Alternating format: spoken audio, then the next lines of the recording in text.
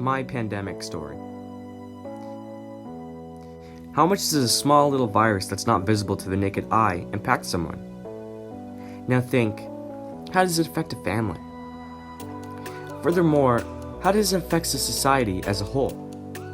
We got our results at the end of 2019 when the coronavirus, also known as COVID-19, popped up in late December. There's a worldwide controversy on whether or not China knew about the said virus, but simply decided to ignore it. The virus exploded into America and all around the world, thanks to tourists, cruise boats, and planes. This happened around the date, March 11, according to the CDC's article on COVID-19's background and status.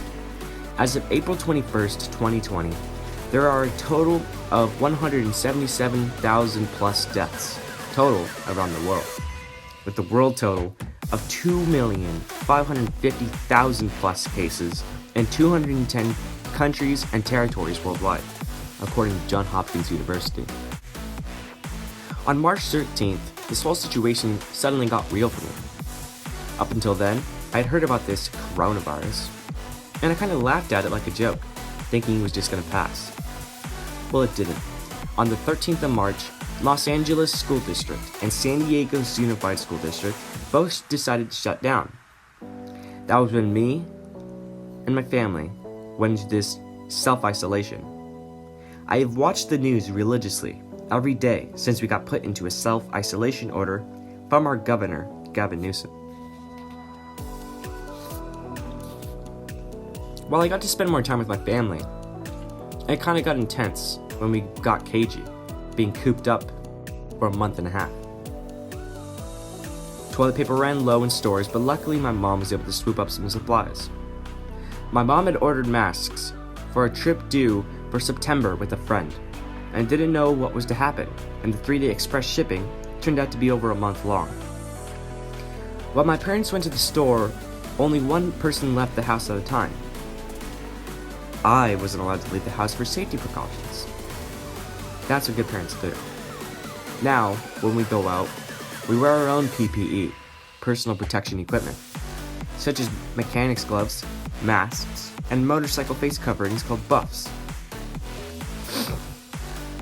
Luckily for my family, my dad has a really good job, so we didn't have to worry about him being furloughed or have to rely on a skimpy stimulus check. This global pandemic has changed my life significantly for the better. This pandemic causes social anxiety. For example, going to the store becomes a hassle for most folks. But I see more and more people spraying their hands with hand sanitizer, or wiping their hands or cart down with alcohol wipes. Simply passing by someone in the store has the other person sidestepping. This virus will probably change society as a whole. People will probably become less interactive though, because we will see less physical contact, meaning no more handshakes, fist bumps, or high fives. Hopefully, the next generation will come to know to be more aware of their surroundings and to be germ aware. We will probably see an influx of germaphobes, but hopefully, our president will make smarter decisions for the people and not focus solely on the economy or play the favor to governors. According to Snopes.com, President Trump allegedly said that the governors had to, quote, treat him well in order to obtain masks and ventilators from federal reserves. Sadly, he is a businessman and we will most likely not have a strong, undivided country for much longer.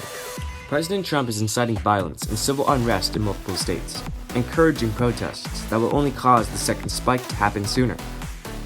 The protesters wanted to go back to work in Michigan, but to maintain the curve, they must stay home.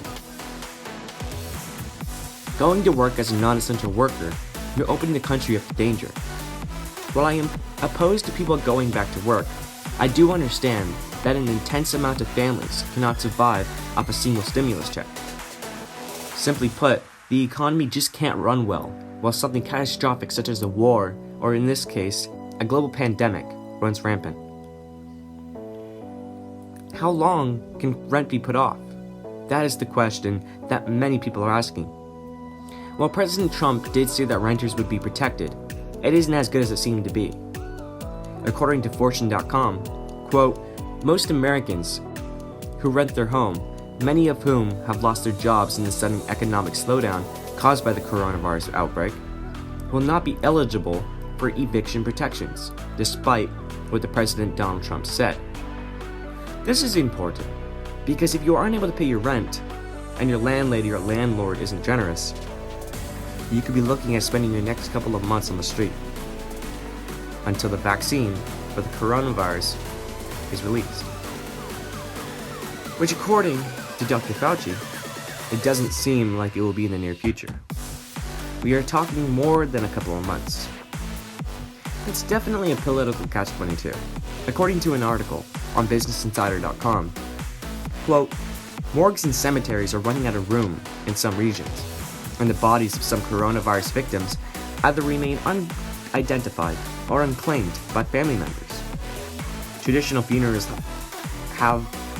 funerals have all been but eliminated for fear of spreading the illness, forcing mourners to grieve at a distance. Mass graves are being built for those who can't claim their relative's body. Claiming the body just doesn't mean that you say, hey, this is my Uncle Bob. Claiming the body means you have to pay for the funeral, or the cremation, the urn, or the coffin. And the burial in a cemetery or a memoriam is quite expensive. According to parting.com, the average cremation funeral, the average cost in San Diego comes to over $6,133.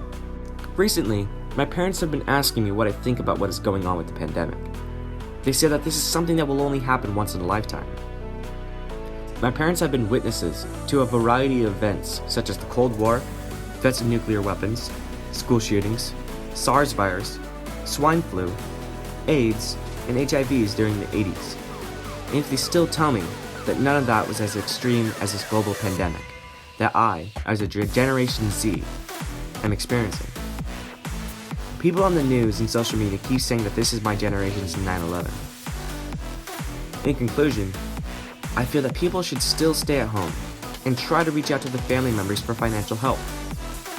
More importantly, you must stay at home and only go out for essential needs. Regardless of whether the news says that the curve is flattening or not, again, stay at home, wait the virus out, and think about others. This will all pass over.